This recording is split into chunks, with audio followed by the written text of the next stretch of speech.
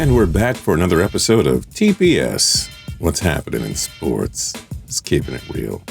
Underachieving or past their prime NBA players usually head overseas to resume their playing careers. Lots of NHL players head over to the KHL or other leagues in Europe. But for many years, failed NFL players didn't have many other options. Some of them tried the CFL, but many opted to just give up football altogether rather than head north.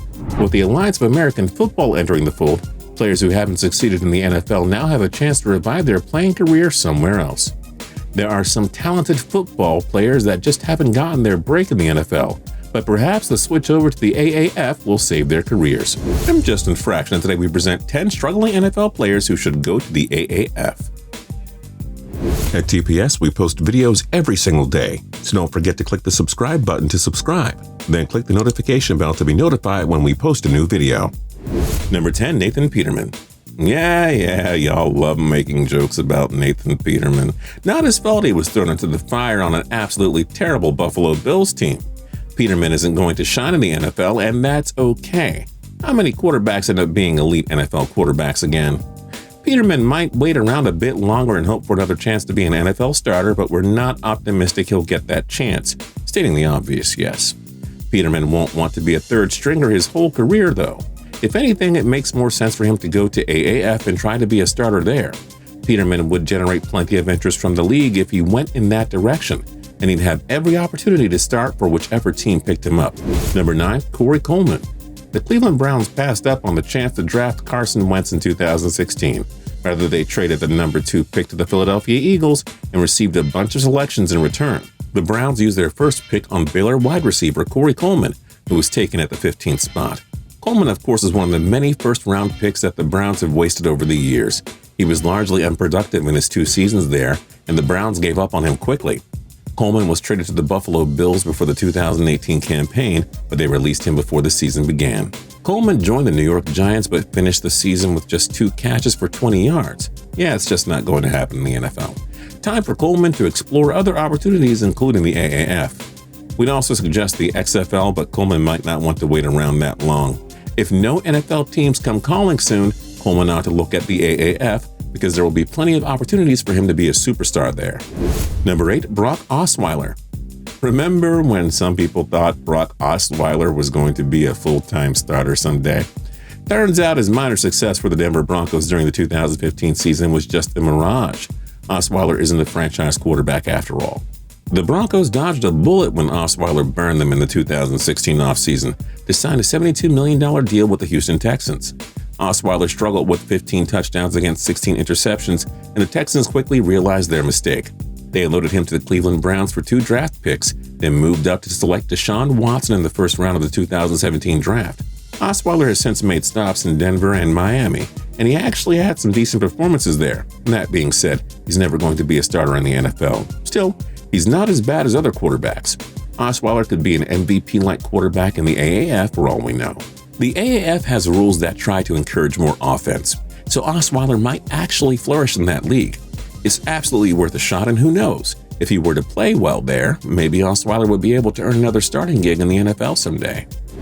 Number 7, Dion Jordan. The Miami Dolphins traded up to select Oregon defensive end Dion Jordan with the number 3 pick in the 2012 draft.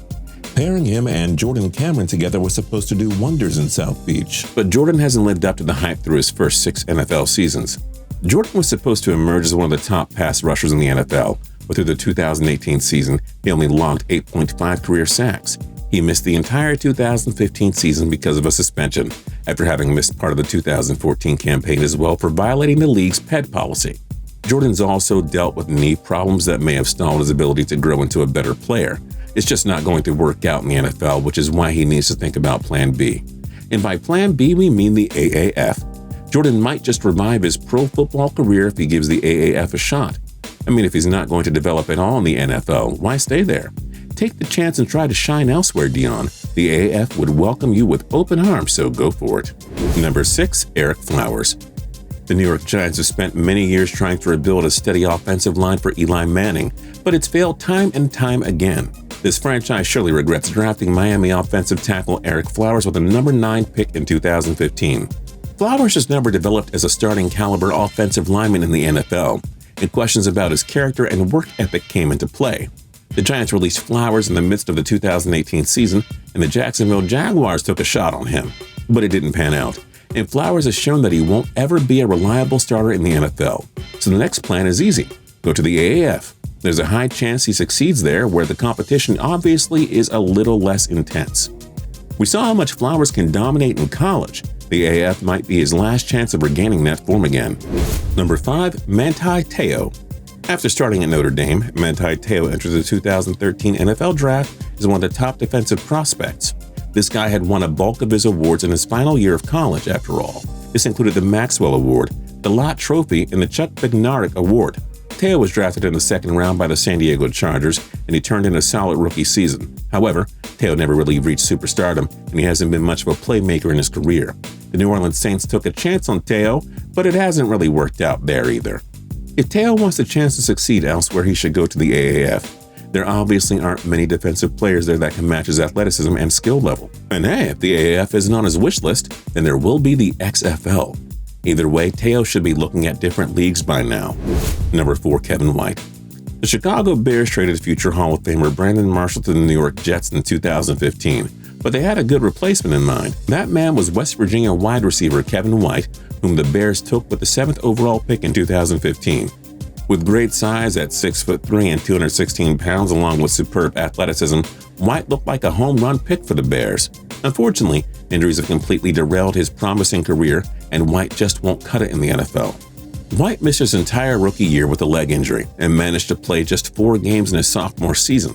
White suffered another injury and only played 1 game in 2017. And in his 4th season, White simply wasn't very productive, catching a mere 4 passes for 92 yards. It's unfortunate for White, and you feel sorry for him. He could have been something special, but his body has betrayed him. Well, the AAF could sure use a player of his skill set. Provided White manages to stay healthy, he could really become a top-flight player in the AAF. There obviously aren't many pass catchers with his level of talent and athleticism.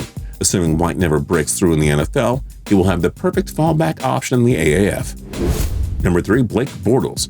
Chances are Blake Bortles gives it one final chance in the NFL, but 2018 was a make-or-break season with the Jacksonville Jaguars, and Bortles failed. The decision to give Bortles a $54 million extension led to plenty of criticism, and now we see why. The Jaguars went from AFC runner-ups to last in the AFC South. Bortles was benched in favor of Cody Kessler in the midst of 2018, finishing the season with just 13 touchdowns and 11 interceptions. Hard to see where Bortles would fit in at this point. The QB-needy teams will be looking for more established veterans or prospects like Kyler Murray, Dwayne Haskins, or Drew Lock in the 2019 draft.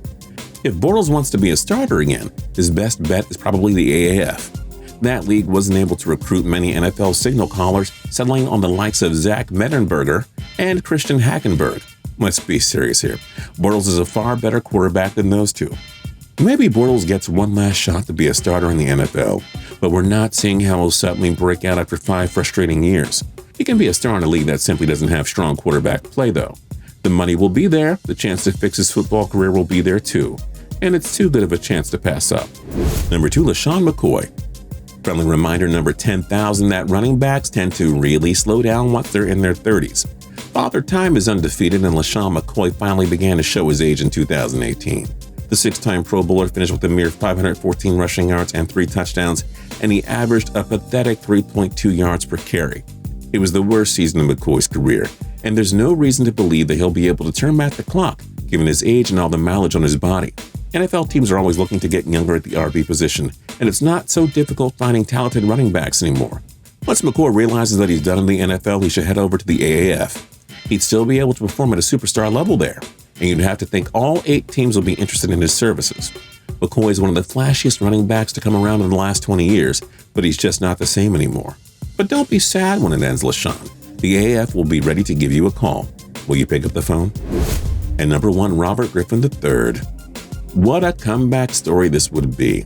Robert Griffin III was drafted 2nd overall by the Redskins in 2012. Griffin was a Heisman Trophy winner at Baylor, and the Redskins surrendered a bundle of draft picks to the St. Louis Rams in order to move up and select him. Griffin came every bit as advertised in his rookie year. He completely dominated as a dual-threat QB and tossed 20 touchdowns against just 5 interceptions.